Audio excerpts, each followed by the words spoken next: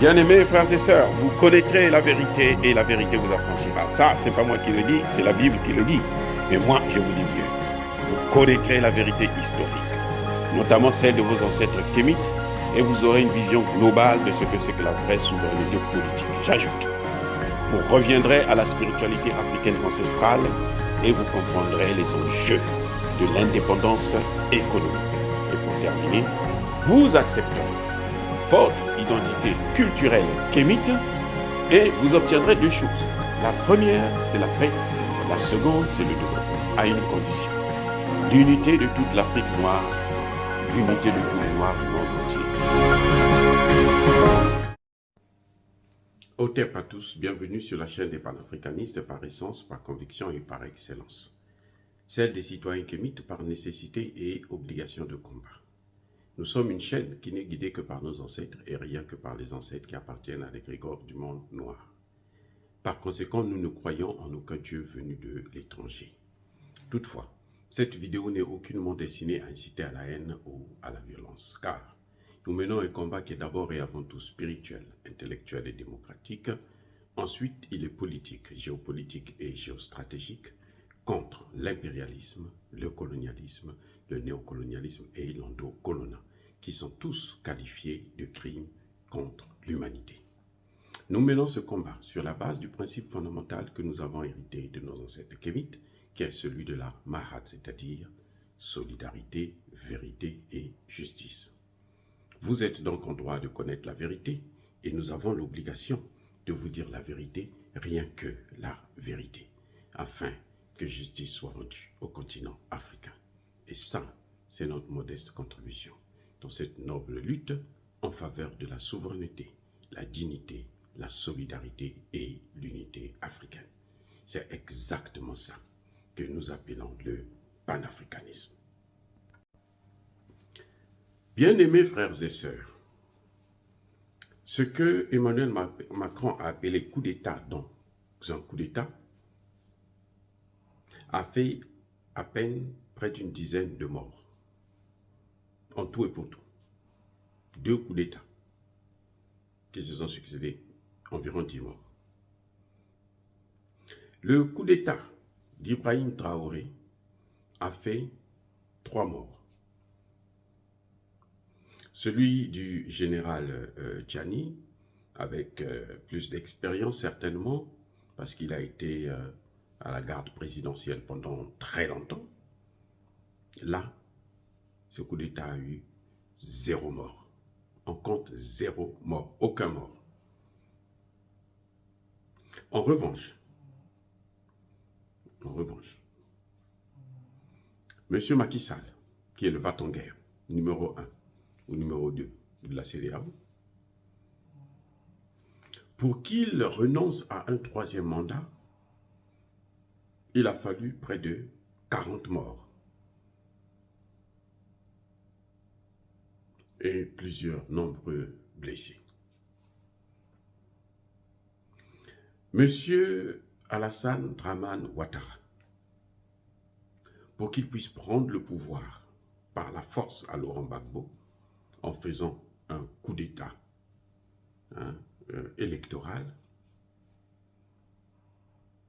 il y a eu, selon ce qu'on a compté par rapport à la Cour pénale internationale, 3000 morts. Ce qu'on a voulu mettre sur le dos de Laurent Gbagbo, et après ils ont compris que ça ne pouvait pas être Laurent Gbagbo, ça ne peut être que Alassane Ouattara et Guillaume Soro. En dehors de ces 3000 morts-là, il y a eu plusieurs charniers qu'on a découverts en Côte d'Ivoire. Et certains experts vous disent que c'est entre 20 000 et 50 000 morts. La guerre de Alassane Ouattara, qui a attaqué les institutions de la République ivoirienne lorsque Laurent Gbagbo était président. Pas plus tard qu'il y a quelques années, 2 ou 3 ans, M. Alassane Ouattara a changé la constitution pour briguer un 3e mandat. Là encore, il y a eu plusieurs morts. Au point où il y a un opposant à cette idée de troisième mandat de Alassane Ouattara, qui sait que les hommes d'Alassane Ouattara, les sbires de Ouattara ont égorgé, ils ont coupé la tête et ils ont pris cette tête-là, ils jouaient le ballon avec ça. La Cour africaine des droits de l'homme a condamné Alassane Ouattara. Alassane Ouattara a dit que la Cour africaine n'avait pas le droit de se mêler dans ses affaires. Et il est sorti de cette cour. Alors, ma question. Vous avez vu les 3 coups d'État militaires, il y a eu peu de morts ou presque pas. Alors que les coups d'État constitutionnels, la volonté de rester au pouvoir a entraîné des dizaines, dans un cas, le cas du Sénégal, et des milliers de morts dans le cas de la Côte d'Ivoire. Ma question, qui a besoin de l'assistance de la CEDEAO? Qui a besoin de l'aide de la CEDEAO?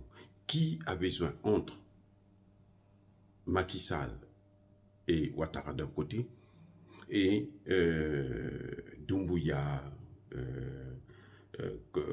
Assimi Goïta, Traoré et Tchani aujourd'hui, a besoin de l'intervention de la CEDEAO. À mon humble avis, si c'est moi qui dois juger, répondre à cette question, je dirais que celui qui a besoin de l'assistance de la CEDEAO, c'est celui qui a fait trop de morts. Et on ne peut surtout pas intervenir là où il n'y a pas eu de mort. Carrément. Il n'y a pas eu de mort. C'est oui, c'est un coup d'État, c'est une situation illégale, mais il n'y a pas eu de mort.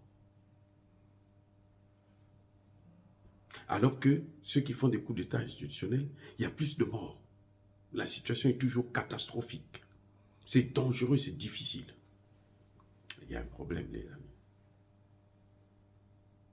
Je vous laisse réfléchir à ce sujet et on en parlera peut-être une prochaine fois. Mais entre-temps, soyez bénis, je persiste et je signe. Soyez abondamment bénis par le Dieu des Kémites et par nos ancêtres angélisés.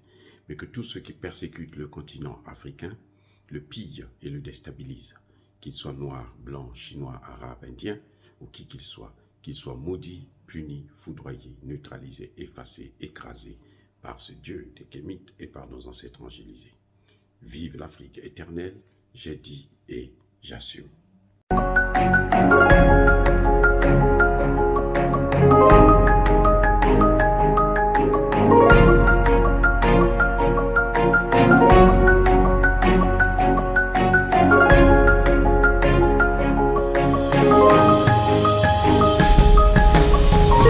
Eux, ils marchent par la foi et non par la vue. Mais moi, je vous conseille vivement de marcher par la connaissance scientifique et historique, notamment celle de nos ancêtres kémites, par les 5 sens et par l'intelligence. Abou Abia.